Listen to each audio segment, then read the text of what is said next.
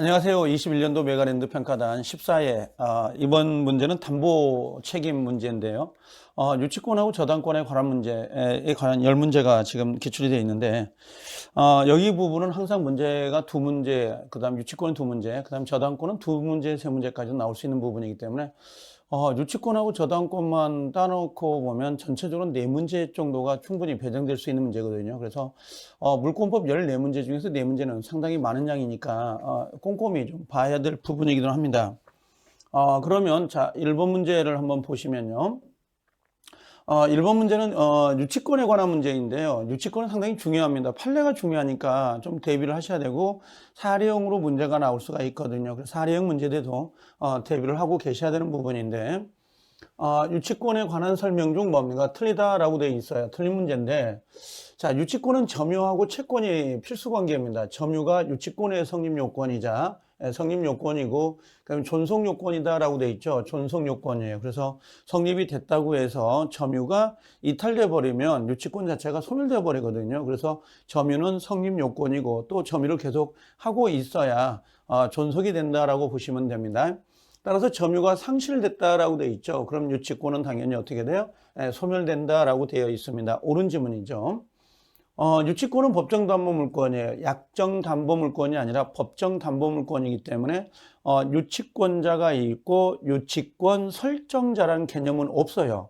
왜 그러냐면 법정이기 때문에 서로 약속에 의해서 성립이 되는 게 아니거든요. 그래서 법정이기 때문에 유치권자는 이때 유치권 설정자는 존재하지 않고 그냥 채무자 이렇게 표현해요. 그래서 채무자와 유치권자 이렇게 이야기한다는 걸 정리해 주시면 되는데요. 얘는 등기가 되는가요? 안 되는가요? 등기 안 되는 거죠. 그래서 법정 담보물권이지만 얘는 의무규정이에요. 그래서 의무규정이기 때문에 당사자 간의 약정으로 배제할 수 있다 없다 있는데 이걸 유치권 포기특약이라 그래요. 유치권 포기특약은 유효다라고 하는 겁니다. 세 번째 목적물이 지출한 비용이라고 되어 있는데 비용은 누구를 말하는 거예요? 자, 요건 필요비가 있고 그 다음에 유익비가 있다라고 하는 거죠. 그래서 필요비와 유익비 상환 청구권이라든지 그 다음에 공사대금 채권이라든지 목적물에 대한 수리비 채권이 있단 말이에요. 수리비 채권. 자, 이런 것들은 전부 다 뭐예요? 유치권이 발생할 수 있는 결련성이 있는 것들이죠. 그래서 필요비, 유익비, 공사대금 채권, 그 다음에 수리비 채권은 전부 다 결련성이 있기 때문에 유치권이 성립될 수 있습니다. 네 번째, 유치권자는, 유치권자가 채권자입니다. 유치물의 과실을 수취한다. 과실이다 그러면, 열매과자죠. 이렇게 과실. 그래서 과실을 수취하여 다른 채권자보다 우선해서 그 채권의 변제 충당할 수가 있다라고 되어 있습니다. 그래서 원래 유치권은 우선 변제권이 없습니다만 이렇게 간헐적으로 유치권, 우선 변제가 들어오는 케이스가 좀 있긴 해요. 그래서 유치권은 우선 변제권이 있습니까? 물어보면 없는 겁니다. 없는 건데 이렇게 과실 수취권을 인정함으로써 그 우선 변제에 대한 효력을 나타나는 경우가 있긴 합니다. 우리가 보통 올해 감정평가사 문제였잖아요. 그 유치권에서는 수익을 위한 과실수취권, 그럼 X가 돼요. 수익을 위한 과실수취권은 안 되는 거고요. 여기처럼, 자, 물건을 보관하다 보면 과실이 생길 거 아니에요? 그 과실로 인하여 후순위보다 우선해서 변제를 받을 수는 있다라고 되어 있습니다. 단, 우선 변제권은 없습니다. 또 수익을 위한 과실 수취권 이런 건 안 돼요. 그래서 역시 요 글자가 우선하여라는 글자가 들어왔다고 해서 우선 변제권이 없는데 이건 틀린 거 아니야. 그러면 안 됩니다. 이 과실 수취권은 우회적으로 우선 변제를 인정하는 형태가 되고 있는 거니까 우선 변제권을 인정하는 건 아닙니다. 자, 그 다음에 5번에 점유를 침탈했다라고 되어 있죠. 침탈당했습니다. 자, 그러면 우리가 침탈이다라고 되어 있어요. 침탈이라고 되어 있습니다. 그러면 침탈이라고 하는 거, 침탈을 당할 때 유치권자가 점유회수라고 하는 거 있죠. 이 점유회수가 뭐예요? 말 그대로 반환 청구권을 의미하는 거예요. 이 점유회수는 유치권에 기한 반환 청구는 인정되지 않습니다. 요건요. 그래서 여기 들어오면 안 되는 거죠. 유치권을 보유한 것으로 간주된다라고 되어 있는데 X 요건요. 그래서 정답은 5번이 정답이 돼요. 그래서 유치권에 기한 물권적 청구권은 인정되지 않고 유치권의 생명이 점유잖아요. 그 점유로 인한 반환 청구권만 인정된다는 걸 유념하시면 됩니다. 그래서 지금 1번, 2번, 3번, 4번 전부 다 버릴 게 없어요. 꼭 알고 계셔야 될 지문들입니다. 자, 2번 문제를 보시면요. 2번. 자, 유치권에 관한 설명 중 틀리다라고 되어 있는데요. 자, 여기 다세대라고 되어 있는 거, 다세대 창호라고 되어 있죠. 다세대 창호 등의 공사를 완성한 수급인이 공사대금 채권의 변제를 받기 위해서 다세대 중 한 세대를 점유하고 있는 경우에도 유치권은 성립될 수 있다라고 되어 있습니다. 이게 우리가 불가분성이라고 하는 거죠. 예, 불가분성 이렇게 들어와 있죠. 그래서 전부를 뭐예요? 전부를 점유하지 않더라도 한 세대만 점유하면 전부에 대해서 유치권을 행사한 걸로 인정한 판례인데요. 이 다세대 판례는 원래는 12세대였거든요. 이 창틀을 교체하는 작업에 공사대금이었는데요. 요게 판례가 떨어지고 나서 우리 시험에 한 번 정도 기출이 되고 그 다음에 안 나와요. 그 이유가 다세대라고 하는 게 눈에 띄어버리거든요. 눈에 띄어가지고 이 판례 하나밖에 없어서 요거 하나만 그냥 숙지하고 계시면 될 것 같고요. 자, 유치권자는 보존이라고 되어 있죠. 이 보존의 사용이라고 되어 있어. 보존을 위한 사용입니다. 그럼 보존을 위한 사용은 첫 번째는 그 채무자의 동의 승낙을 받아야 안 받아요? 예, 승낙을 받지 않아도 된다는 것. 이게 첫 번째고요. 그 다음 두 번째, 보존을 위해서 사용했다 그러면 얘는 불법행위가 되냐고 물어볼 때가 있어요. 불법행위가 됩니까? 이렇게 물어보면 예, 이건 불법행위가 성립될 수가 없는 겁니다. 그러나 여기에 뭐가 있냐면 차임상당에 요 차임상당이다라고 하는 거 있죠. 요건 부당이득이라고 하는 거. 이 부당이득은 돌려줘야 돼, 안 돌려줘야 돼요? 돌려줘야 됩니다. 그래서 보존에 필요한 사용은 소유자의 승낙이 없더라도 이게 키워드죠. 발생할 수 있다. 그러나 요 부당이득으로 반환할 의무는 없다라고 했으니까 결국은 틀린 부분이 어디가 되는 거예요? 없다. 요게 틀린 거가 됩니다. 요게. 그래서 반환할 의무가 있으니까 결국 정답은 2번이 정답이 됩니다. 세 번째 임차인입니다. 임차인이 지출한 유익비. 자, 필요비나 유익비는 당연히 뭐예요? 결련성이 있으니까 유치권이 나와야 되는데요. 자, 유익비에 대해서는 법원이 뭐라고 했어요? 상환기간을 허여할 수 있도록 되어 있어요. 그래서 상당한 상환기간을 허여했다는 것은 허가했다 이런 의미예요. 변제기가 늘어난 거죠. 그러면 요건 결국 변제기 도래가 있어요? 없어요? 변제기 도래가 없습니다. 도래가 없다면 당연히 유치권은 발생할 수 있다 없다? 발생하지 않는다라고 되어 있습니다. 그래서 변제기가 도래하지 않은 걸로 해서 유치권은 발생하지 않는다. 네 번째, 유치권자가 점유를 침탈했다. 자, 침탈했다 또 나오죠. 유치권자가 침탈, 그럼 뭐예요? 유치권에 기한 반환 청구를 인정할 수 있다 없다? 인정하지 않는다. 유치권에 기한 물청은 인정하지 않아요. 전부 다 점유권에 기한 반환 청구를 인정하지만, 자, 우리가 보통 요거 판례 알아야 되죠. 수급인이 재료를 냈다. 여기까지만요. 수급인이 재료를 냈어요. 그럼 수급인이 재료를 냈다면 당연히 본인의 건물이기 때문에 공사대금을 받지 못했다 하더라도 유치권을 행사할 수는 없죠. 그러나 반대로 도급자가 여기 도급인이 공사대금을 댔다 아니면 재료를 댔다 그러면 당연히 수급자 입장에서는 공사대금을 받지 못했을 때 유치권 성립이 가능하다라고 봐야 되겠죠. 그래서 요건 유치권을 행사할 수 없다라고 되어 있습니다. 근데 만약에 이 자리가 누가 들어가면 되는 거예요? 요 도급인이에요. 도급인의 재료가 됐다. 도급인의 재료가 됐다면 얘는 유치권 성립이 되는 거예요? 안 되는 거예요? 유치권 성립이 된다라고 되어 있습니다. 이런 식으로. 그래서 수급인이 재료를 댔는지 도급인이 재료를 댔는지 요걸 잘 구별을 해서 좀 구별을 해서 꼭 알아야 될 판례 중에 하나입니다. 그래서 여기에서는 전체적으로 알아야 될 것이 요 5번 지문 알아야 되고요. 3번 지문 있죠? 요거 꼭 알으셔야 돼요. 3번, 5번 정도는 꼭 알고 계셔야 됩니다. 당연히 2번은 뭐 틀린 지문이지만 반드시 숙지를 하고 계셔야 될 부분이죠. 자, 3번 문제를 한번 봐볼까요? 자, 유치권에 관한 설명 중 옳은 걸 찾으라 그랬습니다. 옳은 것을. 자, 목적물에 대한 점유를 취득한 후, 점유가 먼저 됐네요. 그 목적물에 관하여 채권이 성립됐다 그러면, 자, 요런 형태가 되네요. 여기가 지금 뭐가 된 거예요? 자, 점유가 들어왔고요. 점유 들어온다면 나중에 뭐가 발생이 된 거죠? 예, 받을 돈, 채권이 발생이 된 거예요. 그러면 지금 요 점유가 먼저 나오고 나중에 채권이 나온 거잖아요. 예, 이건 상관없죠. 그래도 유치권이 성립될 수 있어요, 없어요? 예, 유치권이 당연히 인정이 된다 이렇게 돼 있습니다. 인정이 된다라고 했습니다. 근데 인정되지 않는다 그랬으니까 당연히 이 부분이 틀렸네요. 인정되지 않는다. 요건 X. 자, 두 번째, 유치물이 분할 가능하다라고 돼 있어요. 분할 가능하네요. 분할 가능한 경우 채무자가 피담보 채무의 일부를 변제했네요. 일부를 변제했다. 그럼 그 범위 내에서 유치권을 소멸한다 그랬는데요. 여기는 일부가 소멸한다. X인데요. 이것도 X가 돼요. 왜 그러냐면 유치권은 불가분성이라는 게 있잖아요. 분할 가능성이 있다 하더라도 요 불가분성이라는 게 있어요. 요게. 그럼 불가분성이 뭐냐? 만약에 일부를 변제했다 하더라도 변제가 되더라도 전부를 받을 때까지 전부입니다. 예, 전부를 받을 때까지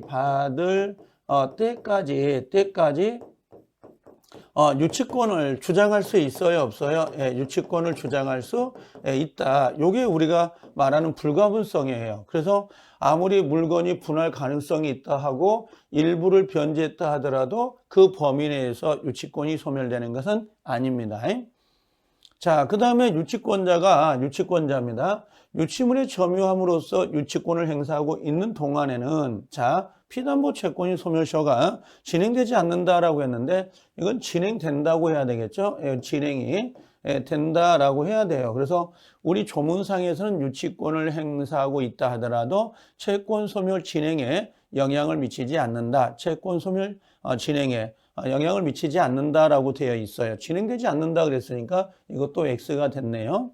네 번째, 자, 유치권자는 특별한 사정이 없는 한, 자, 유치권자는 주체, 법원의 청구에 의하지 않고 유치물을 직접 변제 충당한다. 자, 여기서 법원의 청구에 의하지 않고 요게 지금 틀린 건데요.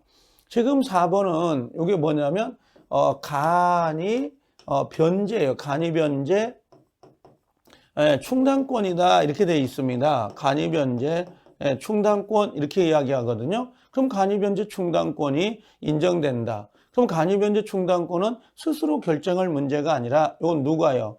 법원의 허가를 받아야 되고요. 법원의 허가를 받아야 되고, 그다음 여기에 누구냐면 채무자라고 하는 사람 있죠. 이 채무자에게 미리 통지를 하여야 한다. 이렇게 보시면 돼요. 이건요.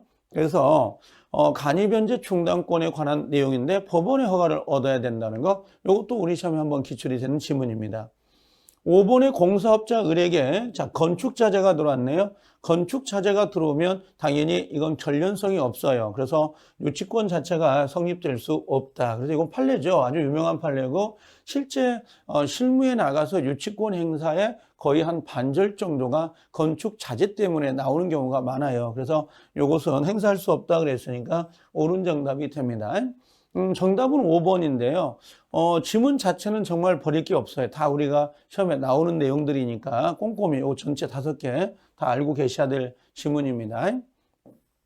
자, 그 다음에 네 번째. 자, 유치권에 관한 설명 중 틀리다라고 되어 있는데요.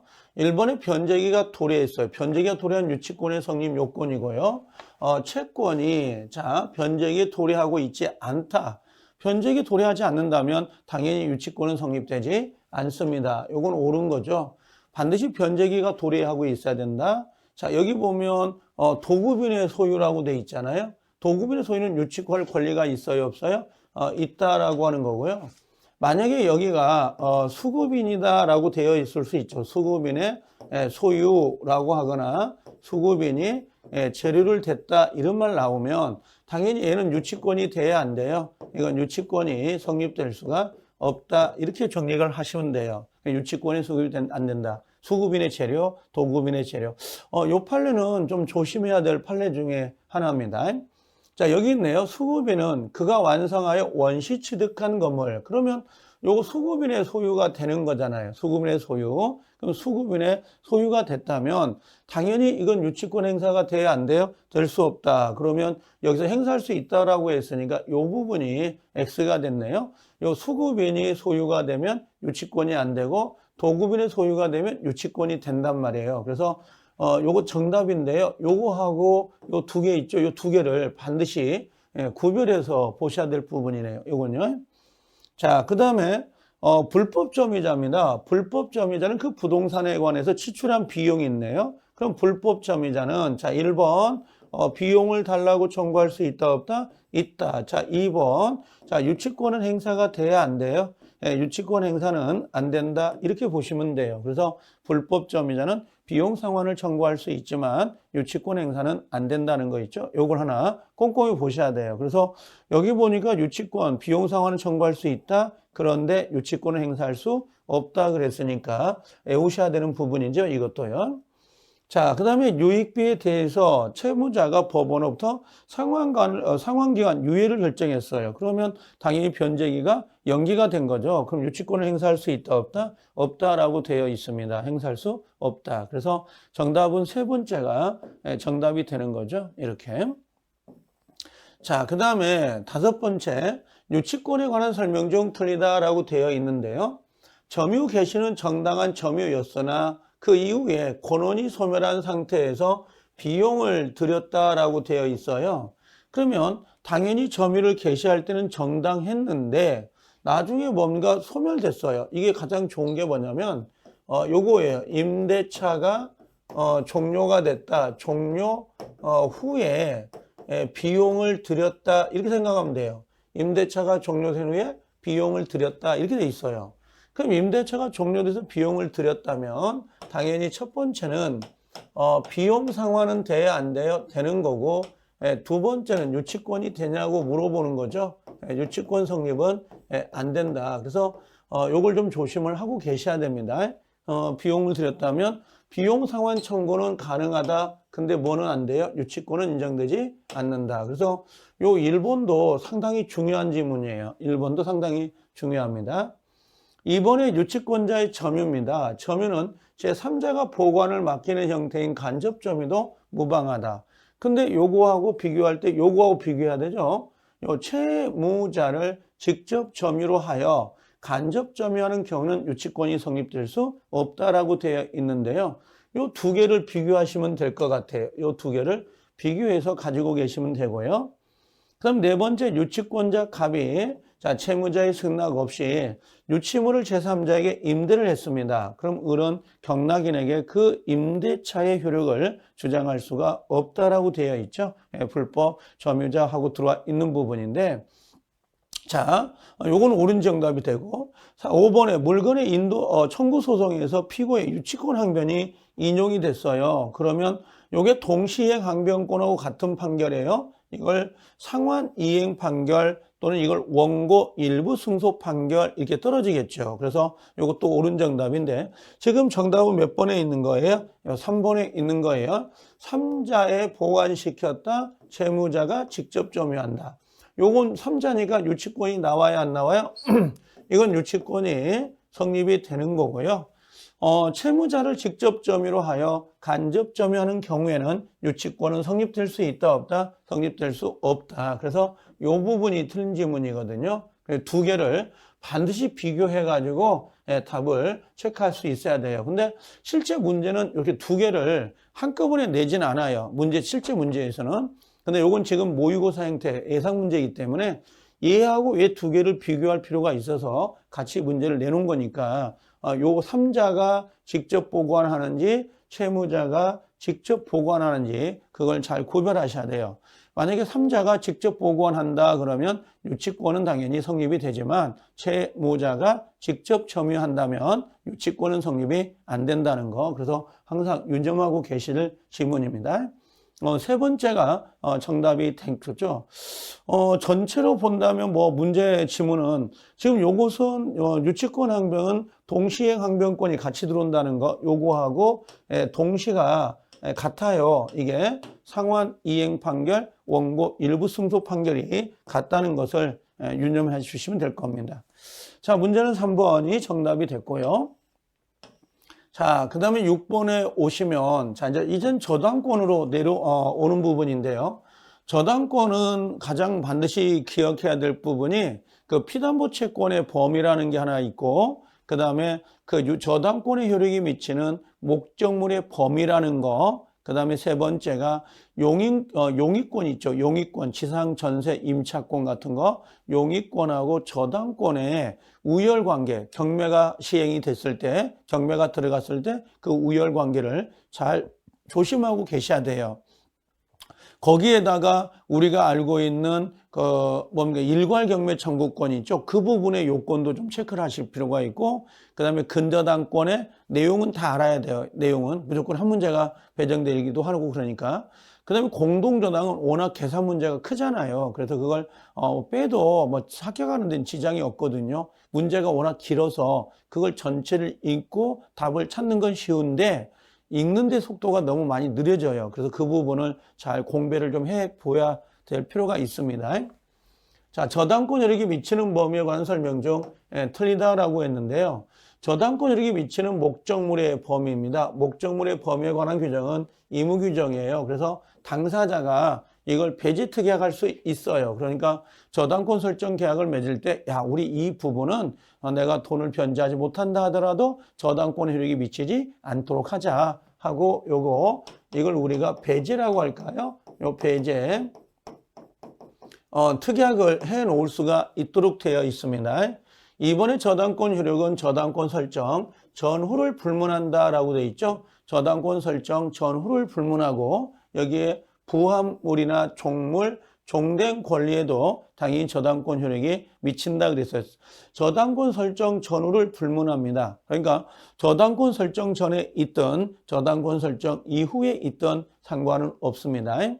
세 번째, 저당 건물이 증축이 됐다라고 되어 있어요. 증축된 경우 증축 부분이 독립성 여부와 관계없이 저당권 효력이 미친다라고 했는데 이 부분이 좀 정답이 됐네요. 여기 보니까 증축 부분의 독립성 여부와 관계없이 이 부분이 됐어요. 만약에 이게 독립성이 있느냐, 그러면 일단 저당권 효력은 안 미쳐야 되겠죠. 이건요. 근데 만약에 독립성이 없다. 그럼 당연히 요건 저당권이 효력이 미칠 건데요. 시험장에 가서 그냥 증축 부분 이렇게 나올 때가 있어요. 증축 부분 이렇게 나올 때가 있거든요. 그럼 증축이라고만 나와 있다면 요것은 독립성이 없는 걸로 해서 저당권 효력이 미치는 걸로 해석을 하세요. 그래야 답을 찾기가 쉽거든요. 지금 여기는 지문에다가 증축 부분에 독립성이 있느냐 없느냐를 아예 줬잖아요. 문장을. 근데 실제 시험에서는 그냥 증축 부분 이렇게만 나와 있고 독립성이 없다고 독립성이 있다 없다 말이 없으면 그냥 독립성이 없는 걸로 취급을 해서 문제를 푸셔야 됩니다. 자, 그래서 요것은 이게 틀렸네요. 그래서 요 3번이 정답이 된 겁니다. 4번에 자, 증축된 부분이 증축 부분 이렇게 나와요. 증축된 부분이 본래의 건물에 부합이 됐다.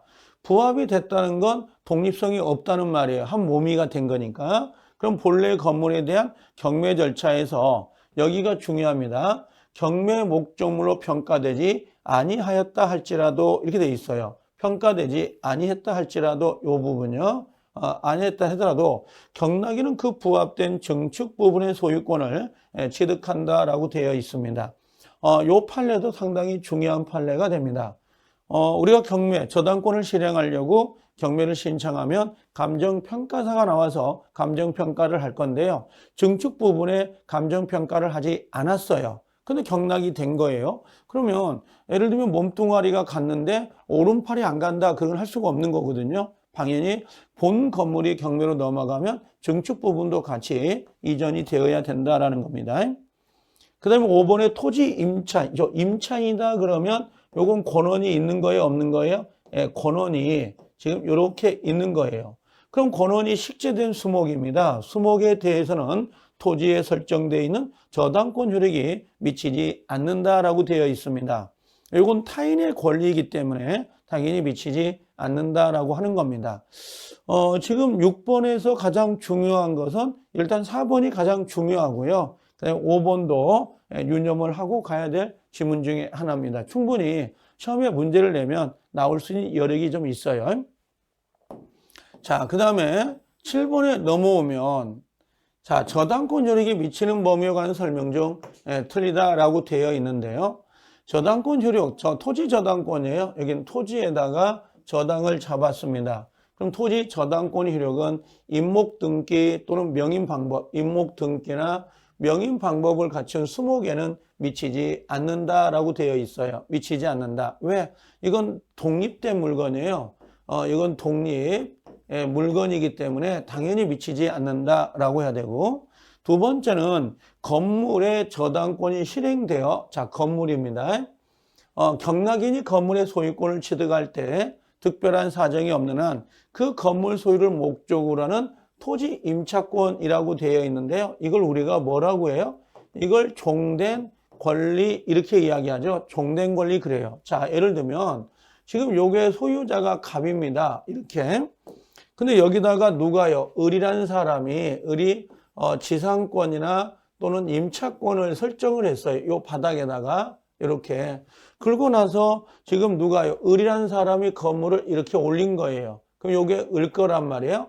그럼 여기에 저당을 잡고 있다가 경매로 넘어가서 이렇게 누군가가 낙찰을 받겠죠? 이렇게. 그럼 토지는 그대로 와야 되죠? 당연히 이런 식으로. 그러면 병이란 낙찰자는 건물만 가져가면 안 되죠. 뭣도 가져가야 되는 거예요? 여기 요 지상권 임차권이라고 하는 부분 있잖아요. 요거 지상권 임차권도 이게 넘어가야 돼요. 그래야 요 바닥을 사용할 수가 있는 거니까. 이걸 우리가 뭐라고 하냐면 이걸 종된 권리 이렇게 표현해요. 종된 권리 경락인에게 넘어간다. 그 다음에 세 번째 토지 저당권의 효력은, 자, 토지입니다. 토지 저당권의 효력은 제3자가 무단으로 경작한, 자, 무단이란 말 들어왔다. 근데 농작물이 들어와 있잖아요. 그럼 무단으로 경작한 농작물이더라도 그 농작물은 누구 거예요? 농작물은 당연히 경작자 소유에 속하는 거잖아요. 그래서 무단으로 경작한 농작물이더라도 이건 저당권 효력이 미치지 않아요.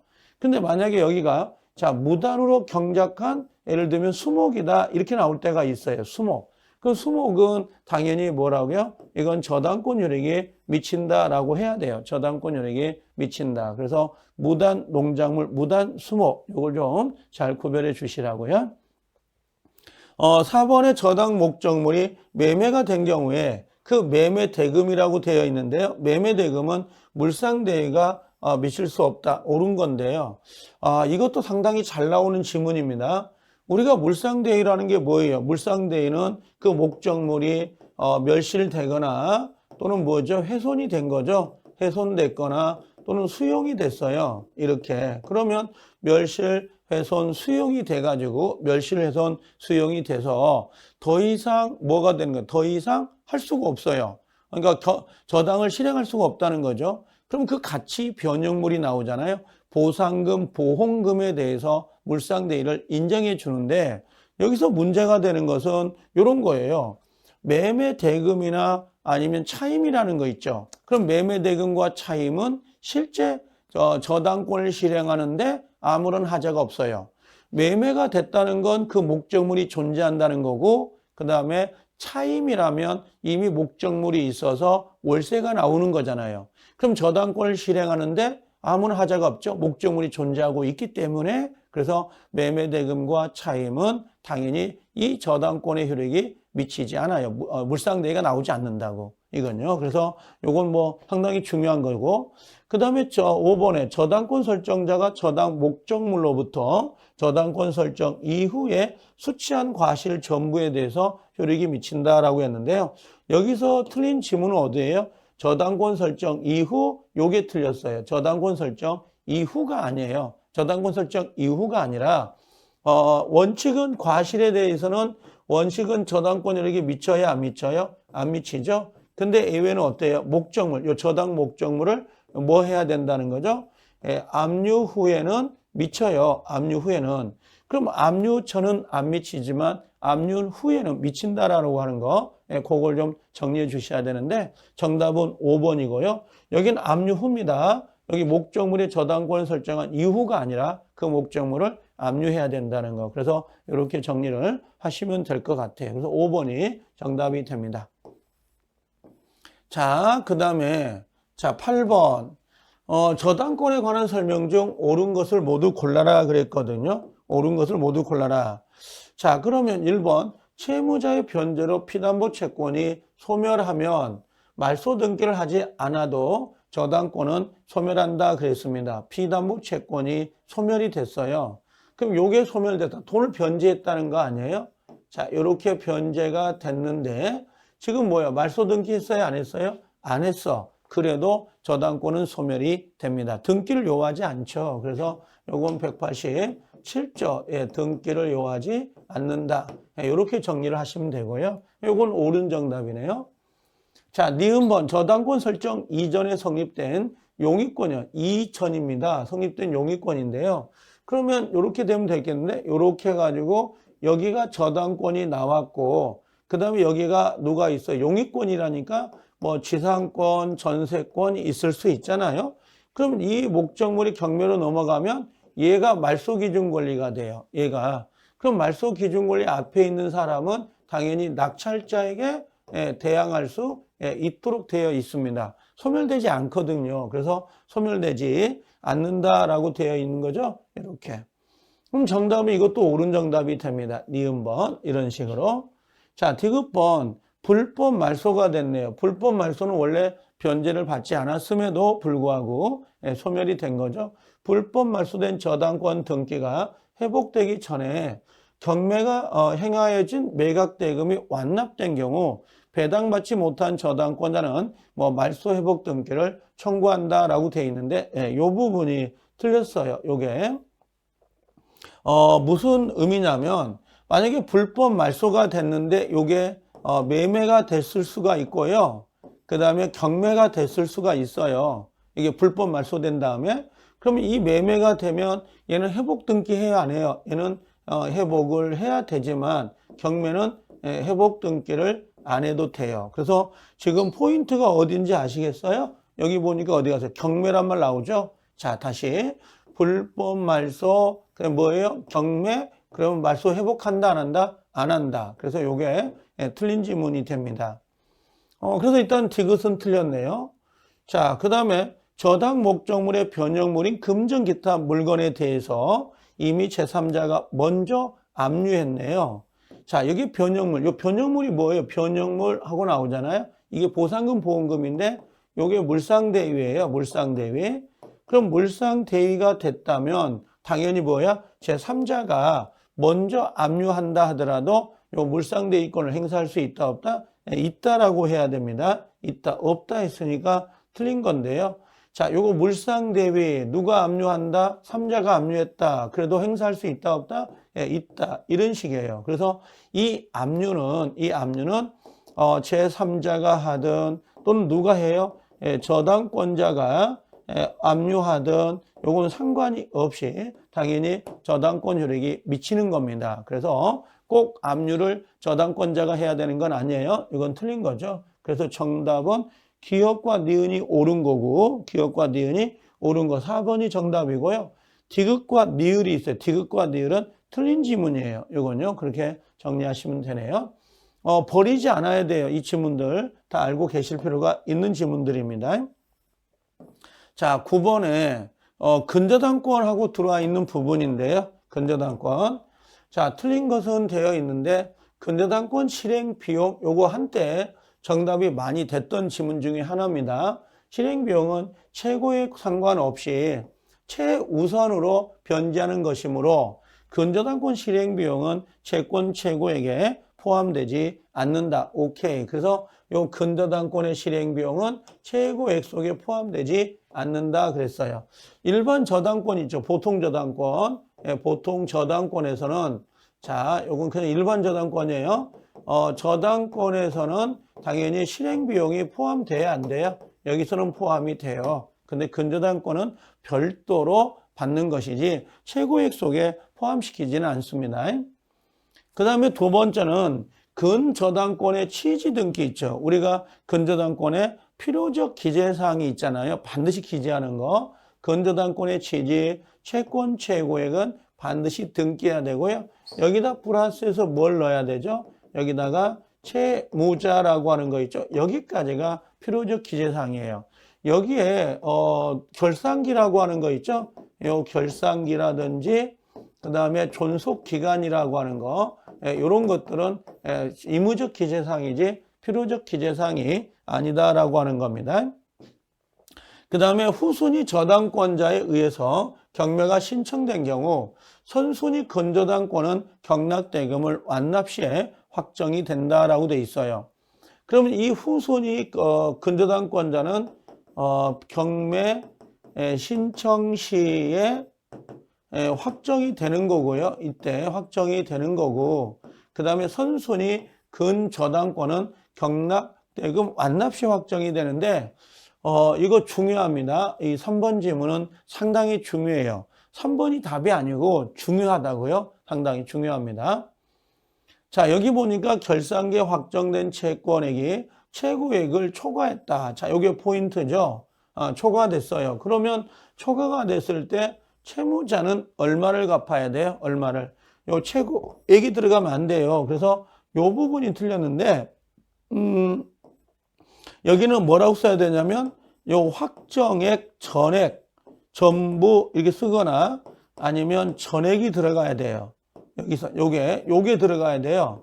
여기가 최고액이 들어가면 안 돼요. 여기가. 그래서 채무자는 최고액을 변제하는 게 아니라 전액을 변제해야 말소 청구할 수 있도록 되어 있는데 요 부분이 틀린 겁니다. 그래서 정답은 4번이 정답이 되네요. 자, 5번에 뭐가 들어가 있냐? 근저당권 설정 후에 부동산 소유권이 이전된 경우 그 종전 소유자는 근저당권 설정 등기에 말소를 청구할 수 있는데요. 이것은 우리가 배운 것처럼 이건 채청이죠. 채청에 해당이 됩니다. 이 종전 소유자도 등기부상에 채무자로 기재가 되어 있거든요. 그래서 그걸 말소해 달라고 청구할 수가 있는데 이미 소유권은 넘어가 있으니까 물청은 안 되고 채권적 청구권으로 말소 청구가 들어가죠. 그래서 9번의 답은 4번이 됩니다. 4번이. 자, 10번에 넘어오면요. 이렇게 근저당권에 관한 설명 중 틀리다라고 되어 있는데 자, 채권 최고액이란 우선 변제를 받을 수 있는 한도액을 의미하고 이 책임의 한도를 의미하는 것은 아니죠. 그래서 1번 지문도 종종 우리 시험에 내고 그래요. 이번에 확정된 채권액이 이 최고액을 초과했다라고 되어 있어요. 그럼 초과했을 때 물상보증이라고요. 여기가 제3취득자가 들어갈 수 있어요. 그러면 물상보증하고 3취득자는 최고액만 변제하고 말소 청구를 할 수가 있습니다. 그 다음에 9번에 피담보 채권이 확정되기 이전에 당사자 간의 합의로 채무자를 변경할 수 당연히 있다라고 되어 있고요. 채권 최고액도 증액할 수 있습니다. 그 다음에 4번에 근저당권자가 피담보 채무 불이행을 이유로 경매를 신청한 후에 자, 경매를 신청했다라고 하는 건 뭐예요? 경매가 신청됐다 그러면 요게 피담보 채권이 확정이 된 거죠. 확정이 된 다음에 새로운 거래 관계가 나왔어요. 새로운 거래 관계. 그래서 새로운 거래 관계에서 발생한 원본 채권은 그 근저당권에 의해서 담보되지 않는다라고 되어 있습니다. 맞아요. 그래서 새로운 채권, 자, 확정 이후에 새로운 채권은 근저당권에 의해서 담보되지 않죠. 그러나 확정되기 전에 그 원본 채권이 있잖아요. 확정되기 전에 원본 채권에 대한 이자나 이자는 담보가 돼요. 그래서 확정 이후에 새로운 채권, 요거 좀 조심을 하셔야 됩니다. 요 부분은요. 자, 그 다음에 5번에 근저당권자가 경매를 신청한 경우에 경매 개시 결정이 있은 후라도 경매 신청이 취하돼 버렸네요. 취하가 되면 피담보 채권의 확정 효과는 번복된다라고 되어 있는데요. 여기 번복된다라고 하는 거 있죠? 이 부분이 틀린 지문이에요. 그래서 5번이 정답이 되는데요. 번복되는 건 아니에요. 그대로 그냥 뭐예요? 보통 저당권이다라고 하는 거 있죠? 저당권으로 이렇게 간다라고 보시면 돼요. 그래서 정답은 5번이 정답이 됩니다. 여기까지 근대당권에 관한 내용까지 정리가 됐습니다. 이번 시간에는 우리가 담보물권이라고 할 수 있는 유치권하고 저당권에 관한 내용을 넣은 건데요. 상당히 문제가 충분히 나올 수 있는 지문들이니까 반드시 숙지하고 한번 여러 번 읽어주시는 게 중요합니다. 자, 여기까지 정리합니다. 고생들 하셨습니다.